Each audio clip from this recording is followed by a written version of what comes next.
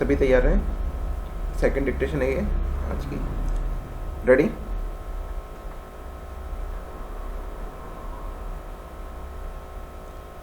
इसलिए तकनीकी तौर पर तो यह मौजूदा संवैधानिक व्यवस्था की घोषणा मात्र थी, किंतु जिस कालखंड में यह संकल्प लिया गया था वह बहुत महत्वपूर्ण था।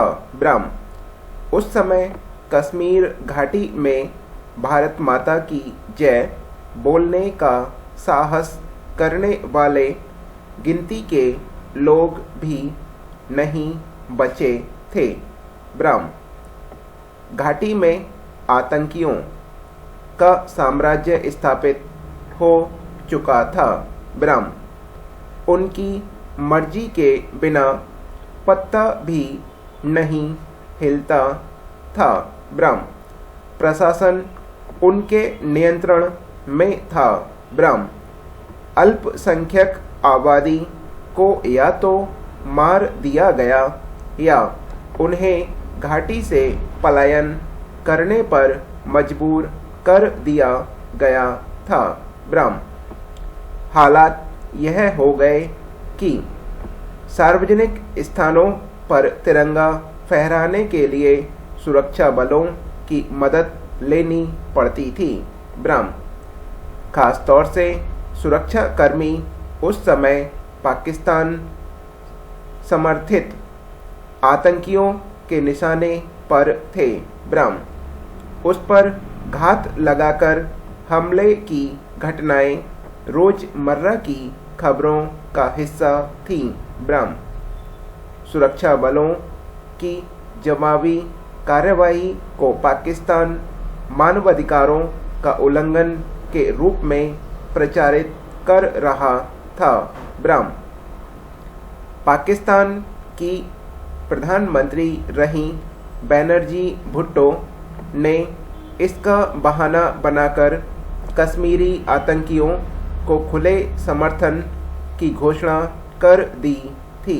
ब्राह्म पाकिस्तानी संसद ने 9 जनवरी 1990 को एक प्रस्ताव पारित करके जम्मू कश्मीर के भारतीय संघ में विलय को गैर कानूनी घोषित कर दिया था।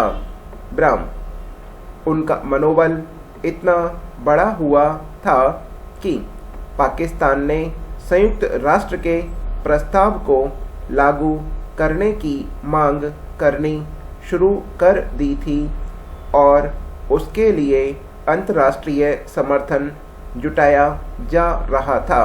पैरा तत्कालीन भारतीय प्रधानमंत्री पी.वी. नरसिंह राव के प्रयासों के बावजूद बनर्जी भुट्टो अपने मिशन में सफल होती दिख रही थी।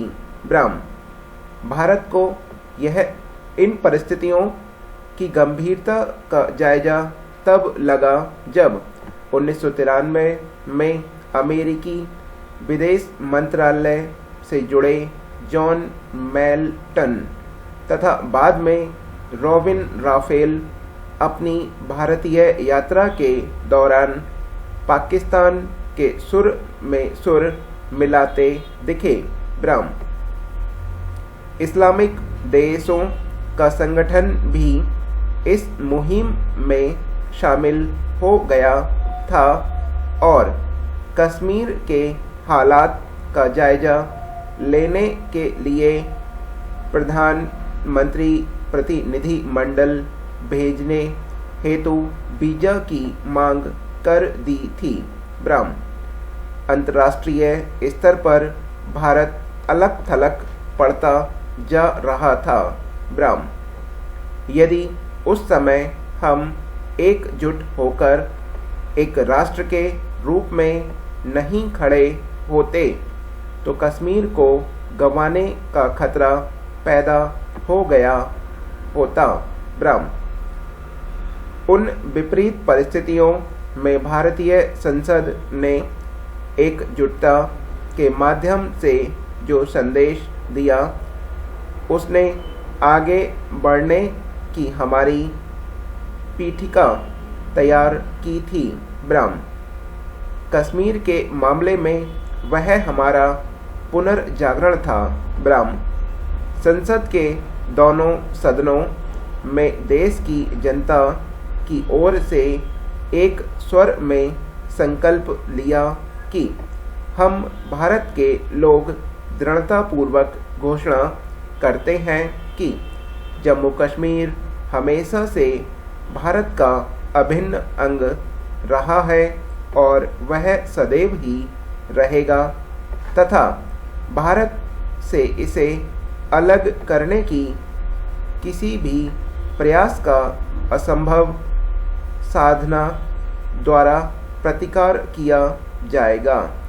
इस संकल्प द्वारा यह मांग की गई कि पाकिस्तान जम्मू कश्मीर के उस हिस्से को तुरंत खाली कर दे। यह हमारी डिक्टेशन समाप्त हो चुकी है।